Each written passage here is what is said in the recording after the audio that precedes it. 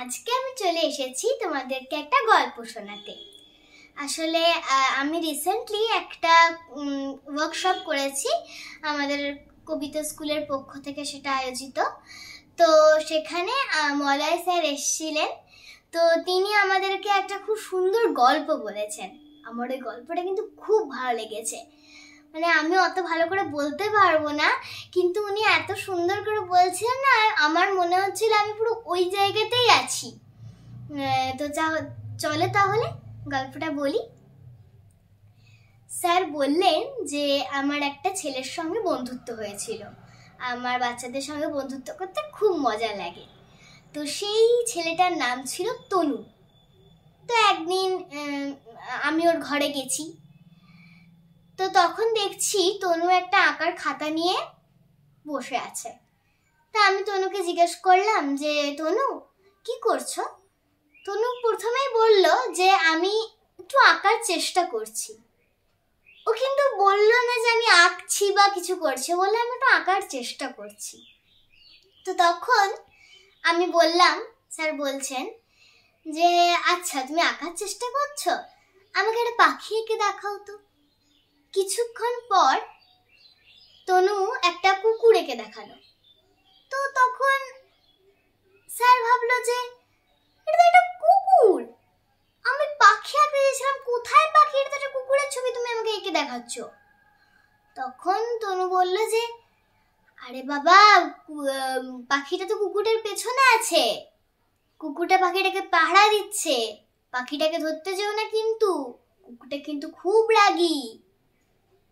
তখন স্যার ভাবলেন আচ্ছা আমাকে বোকা বানানো হচ্ছে, আচ্ছা তুমি একটা আমাকে গরু এঁকে দেখাও তো। কিছুক্ষণ পর তনু একটা বাঘ এঁকে দেখালো। স্যার তো অবাক যে আরে আমি গরু দেখাতে বললাম, তুমি আমাকে বাঘ এঁকে দেখাচ্ছ, তুমি আমাকে বোকা বানাচ্ছ। কিছুক্ষণ পর স্যার পাতাটাকে এদিক ওদিক করলো, আরে তো এটা গরু কোথায়, এটা একটা বাঘের ছবি। তখন বলছে যে দেরি করে দিলে তো দেখতে, যতক্ষণ এত এদিক ওদিক নাড়ালে ততক্ষণ তো বাঘটা গরুটাকে খেয়ে নিল। তো স্যার ভাবছে যে তো আচ্ছা আমার খালি বোকা বানাচ্ছে। তখন বলল স্যার আমাকে একটা তুমি লাইট ল্যাম্প এঁকে দেখো, নাইট ল্যাম্প। কিছুক্ষণ পর একটু কিছু করলো তনু, তারপরে একটা কালো কুচকুচে পাতা স্যারকে এনে দেখালো। তিনি ভাবলেন যে এটা কি করেছো তুমি, কালো একটা পাতা, কোথায় নাইট ল্যাম্প, ক্রেয়ন দিয়ে ঘষে ঘষে কি সব করে দিয়েছো। তখন বলছে যে আরে বাবা এখন তুমি নাইট ল্যাম্পটা দেখতে পাবে না, লোডশেডিং হয়ে গেছে তো। এবার স্যার আমাদেরকে বলছে আমার তো খুব রাগ ধরছে, আমি না ওটা মজাও পেয়েছি। তারপরে আমি বললাম যে তুমি আমাকে খুব বোকা বানাচ্ছ, কিন্তু তোমাকে একটা পাহাড় একটা সূর্য এঁকে দেখাবে, আমি কালকে আসবো, আমি ওইটা দেখবো কিন্তু। তখন তনু বললো আচ্ছা ঠিক আছে তুমি কালকে এসো, আমি ওটা এঁকে রাখবো। তো বললো আচ্ছা ঠিক আছে। তারপরের দিন আমি গেছি। তখন আমি তনুকে জিজ্ঞেস করলাম এঁকেছো? যে হ্যাঁ এঁকেছি।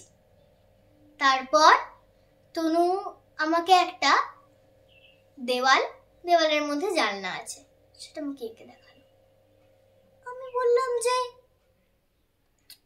তুই কি এঁকেছো, জানলার ছবি, কোথায় পাহাড় কোথায় সূর্য?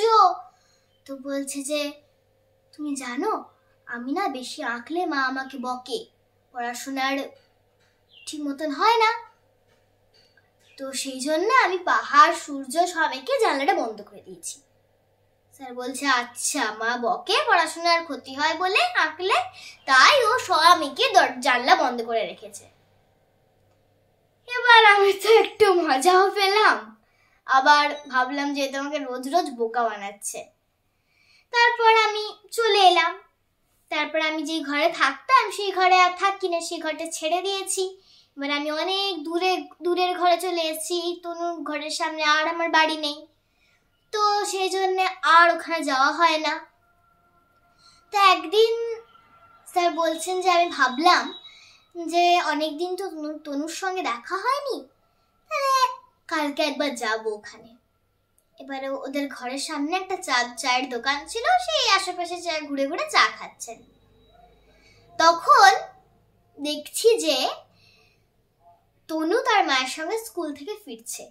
আমার দেখে তো খুব আনন্দ হলো। আমি জিজ্ঞেস করলাম, তনু কেমন আছো?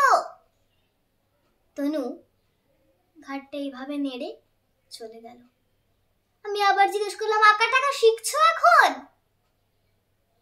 তনু এইভাবে ঘাটটা নেড়ে চলে গেল। তনুর আমি বুঝতে পারলাম তনুর খুব দুঃখ হচ্ছে। তনুর মা আমার কাছে এসে বলল যে এখন তো ক্লাস 5, অনেক পড়ার চাপ, সেই জন্য আঁকা টাকার হয় না। আপনি একদিন আসুন না আমাদের ঘরে, তাহলে তনুর একটু ভালোও লাগবে, আপনি গল্প করবেন। তখন আমি বললাম যে আচ্ছা ঠিক আছে, আমি কালকে যাব।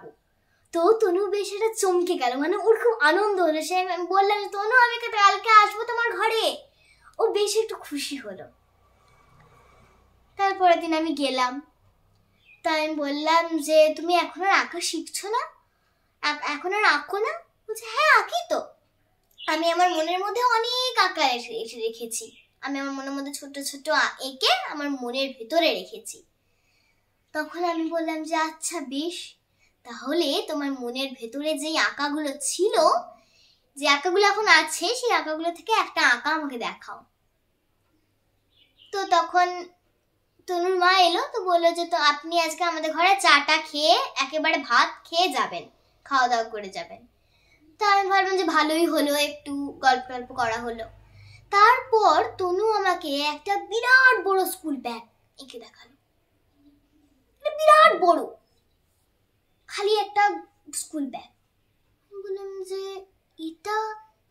বলছে হ্যাঁ, এই যে এত ভারী স্কুল ব্যাগ, এত বই খাতা, এর নিচে না আমি চাপা পড়ে গেছি জানো।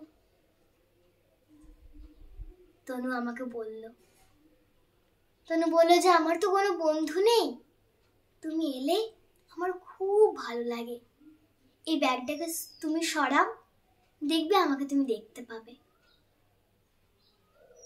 তো তখন স্যার বলছিলেন যে আমার খুব দুঃখ লাগলো, তো আমি আর খেলাম না ওই বাড়িতে, চা খেয়ে মনের দুঃখে ঘর ফিরে গেলাম। তো বন্ধুরা, তোমরা কিন্তু তনুর মতো বড় স্কুল ব্যাগের নিচে চাপা পড়ে যেও না, খুশি মনে আনন্দ করে থেকো। টাটা।